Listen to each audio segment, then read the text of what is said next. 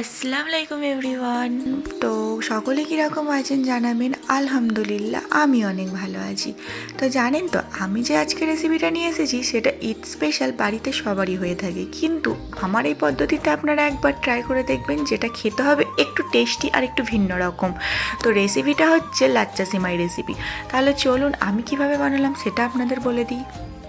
ফার্স্টেই পরিমাণ মতো মিল্ক নিয়ে সেটাকে ফুটিয়ে নিতে হবে। তারপরে আমি আমার স্বাদ মতো 3 চামচ ছোটো চামচে চিনি ব্যবহার করেছি, আপনারা ওখানে আপনাদের পরিমাণ মতো চিনিটা ব্যবহার করবেন। এরপর এখানে যেটা দিতে হবে আসল জিনিস, সেটা হচ্ছে আগে থেকে থাকতে আমি একটু দুধের মধ্যে গুলিয়ে নিয়েছিলাম কাস্টার্ড পাউডার, সেটা অবশ্যই দিতে হবে 1 চামচ। আর দিতে হবে 1 চামচ কর্নেস্ট মিল্ক। তো এই দুটো উপকরণ অবশ্যই দিতে হবে। কর্নেস্ট মিল্কটা যদি না থাকে, কাস্টার্ড পাউডারটা আপনারা কিন্তু অবশ্যই দেবেন। তো ভালো করে ফুটিয়ে দুধটা ঘন করে নিতে হবে। ওই যে ওইখানেই কিন্তু আমাদের আসল জিনিস তৈরি হয়ে গেল। এরপর লাচ্চার প্যাকেট থেকে একটা লাচ্চা বার করে ওতে এবার ওই গরম গরম তৈরি করে রাখা দুধটা দিয়ে দিতে হবে। হ্যাঁ, লাচ্চা সিমইয়ের এইটাই হচ্ছে মেন জিনিস। তো সবাই কী করে, সিম্পল দুধের ওপরই দিয়ে দেয়। তো আপনারা ট্রাই করবেন এরকমভাবে বানাবার। তো এরপর ওপর দিয়ে দিতে হবে কিছুটা পরিমাণে ড্রাই ফ্রুটস। তো কাজু, কিশমিশ, আমন্ডস যে যেটা পারবেন দেবেন।